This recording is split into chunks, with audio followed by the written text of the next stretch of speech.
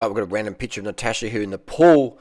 This is how to re-grease your headset if you ride in a lot of wet conditions. Your bike ends up in the pool, re-grease your headset. I'm going to show you how. If you like these videos, give it a thumbs up. If you don't like these videos, give it a thumbs down.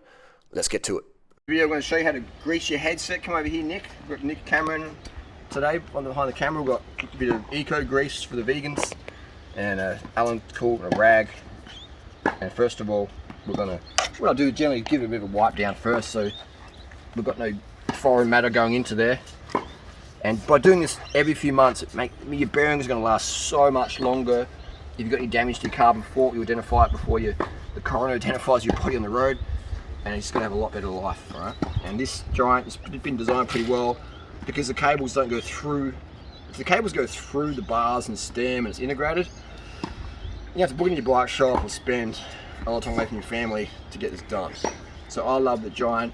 It hasn't got integrated yet on this TCR. It's still outboard, flapping in the wind. It doesn't make a difference. Aero cables, it's like, how much marketing Kool-Aid do you want to drink? Oh, I got dropped because my cables weren't going through my integrated stem on my SL7S work. It's like, dude, stop pulling it. It's okay. Cables flapping in the wind, it doesn't matter. Good enough for Chris Froome, good enough for Lance, good enough for us. Right, so we're going to undo this stem bolts here. Nick, you can come a bit closer. And don't be shy, I do bite, but I don't have rabies, I don't think. So we're going to undo these stem clamps here, just loosen them right off. Alright, so these two bolts here, these keep the safety going on. This is you want to have about 5 Newton meters in there, and it's a carbon steel, so ideally use a torque wrench if you're not experienced. And this top bolt here, this is our tension to preload the bearing adjustment, which is another video. But today we're just going to show you how to pull it all apart and what to look for. So Nick was saying his bike makes a few creaking noises.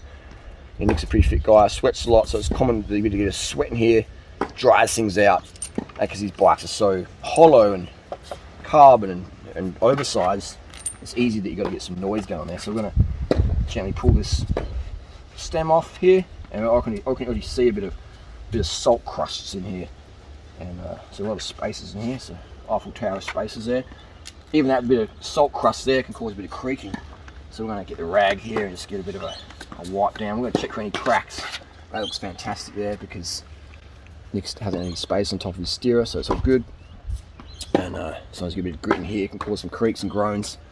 And then we're going to fish out, just gently drop this fork up like that, and have a look down here. It does look a bit dry, doesn't it? We've got a bit of spot rust in there, so we'll put some grease on this bad boy. We can even drop this fork. Oh, look at that! You can actually drop the fork out of a Giant TCR because it doesn't have the integrated. Now, if this is all integrated in the stem, this is going to take hours, man. This is going to be a 5-minute job, you know. At a tennis court, we're doing it at a tennis court for free. The local bike shop probably charge you, however they're going to charge you. How much does the local bike shop charge for a head re-grease? A head job? Oh, depends who's giving it, I guess. So yeah, that's what we're going to do. Is look for that, and that's what's probably causing all the creaking. Was all that dirt and grit in here. Have you been riding this in the rain or? For sure. Look at that. Look at that dirty stuff in here. So we're going to clean all this out, re-grease it. And look at all that. See, like mud. It's like mud water in there. It's like coffee. It's like Cali mud. And there we go. So yeah, that's how you do it. Just grease it up, put it all back together. You're good to go. If we didn't service this today, it's probably going to last another month. I'm a bent over here. I'm like a notchback of Notre Dame. Hunchback of Notre Dame. I had too much nullable white today, excuse me. But if we didn't grease this and cleanse today, you're going to be getting paid $80 for a headset bearing down the track, you know. So you maintain your stuff, drop your headset out every, probably 3,000, 4,000, 5,000 K. Keep it clean, especially if you're riding in mud. Otherwise you're going to get rickets in your spine, bent over in tennis court like us. We'll see you on the road.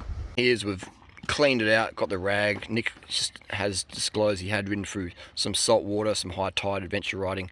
And if you ever ride through salt, definitely want to strip your bike and give it a cleaning because it'll just chew out all the grease and stuff like that. That's got to be better. I recommend Nick replace this headset in due time because it definitely has been prematurely worn by the salt and not being cleaned out. But that's hey, it's all good. These headsets are pretty easy to replace thanks to the simplicity of removal. And the one down here as well, we've given that a big clean out and clean off all the contact points as well. It makes the fork last longer because there's no grit wearing it away. Easy done. Tip as well, make sure that you put your bearings in the right way. Right, on the top bike, and bottom bearing in the bottom, top bearing in the top. And make sure you put them up the right way as well. Keep it clean, keep it greased, it'll last a long time.